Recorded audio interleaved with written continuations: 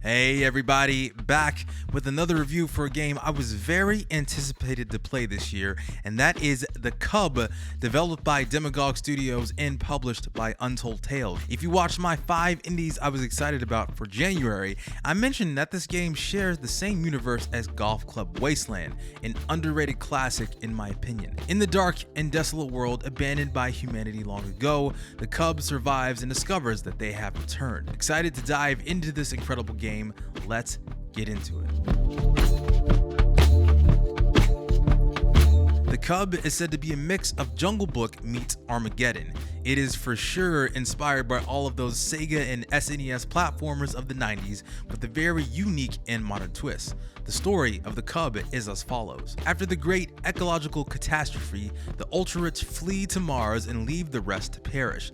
But among them, a small child who developed immunity to the hostile planet remains. Decades pass, and those on Mars venture back to Earth to do recon. When they spot a small human child, the Cub, they immediately try to capture it.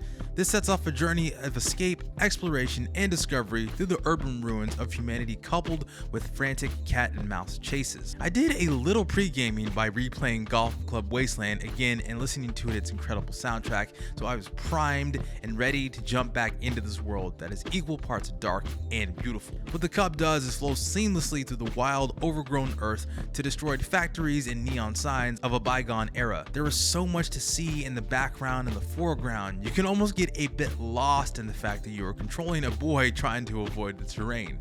I for sure do not fault the devs for that, as they did an amazing job in the art direction. But since I mentioned controls, let's get into what the actual gameplay is. Well, it's actually quite simple. Since this is just a pure platformer, there are no attacks. The Cub can run, jump, double jump, somehow he can do that as a child, crouch, slide, and do a shoulder tackle.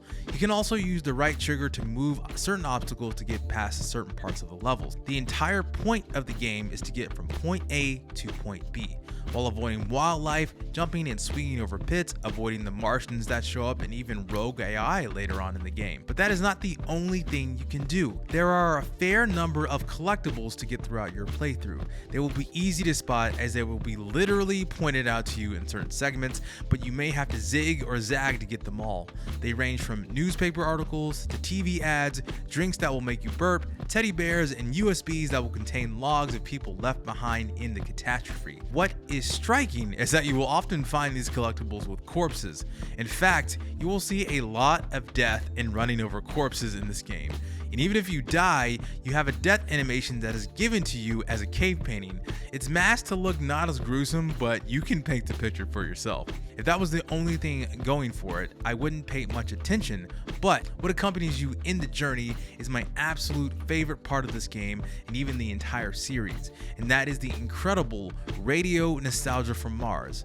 Now, if you don't know what that is, it is a custom soundtrack that is built to model that of a classic radio station. The smooth voice DJ will mix in bits of survivor stories about their time on Earth, PSAs from the Martian corporate bigwigs, and what is described as chill apocalypse wave tunes. It always hits me when I'm trying to escape from being captured or fall into my death. It's highlighted by the trance music that are probably here at a late night Euro club. The DJ also follows the story with you as well. As each chapter expands the story with the Cub's narration from his perspective, the DJ also provides the quote-unquote PR version of events, which is a nice nod to what the media does in the real world. In fact, there are a lot of real-world references that are pretty obvious. And speaking of references, the Cub kind of serves as a sequel to Golf Club Wasteland, as it continues the story of Charlie from the previous game. I had no idea how much they would use him, and to my surprise, Charlie is in this game quite a bit. He even has some dialogue that explains more of the lore and helps teach the Cub about what happened on Earth. I remember there being some diary entries, and I think there was some expanded reading after beating Golf Club Wasteland, so maybe they touched on this before and maybe they were using this to craft the Cub, but I'm not too sure about that. I really don't have anything bad to say about this game, and to me, it exceeds what it set out to do.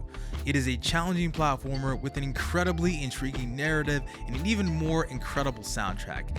I could just listen listen to it for hours. And in fact, you can listen to it on Spotify forever right now. The game may turn you off for sure, some of the harder bits, but there is a very generous checkpoint system that will allow you to complete it all and be able to get through the game in about a couple sessions, maybe about 3 hours max, but it'll probably more around 2 hours. 3 hours I'm being generous if you want to get all the collectibles. As you can see, I loved the Cub. I hope that Demagogue Studios continues to make games in this universe and expand the lore.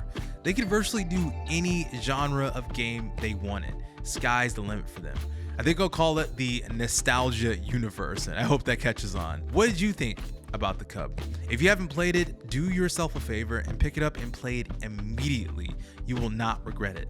And if you did, let me know in the comments. Any and all are welcome. And while you're down there, be sure to like, share, and subscribe to the channel for more indie game reviews, LPs, and more. My name is Chike, and I will see you on the next one.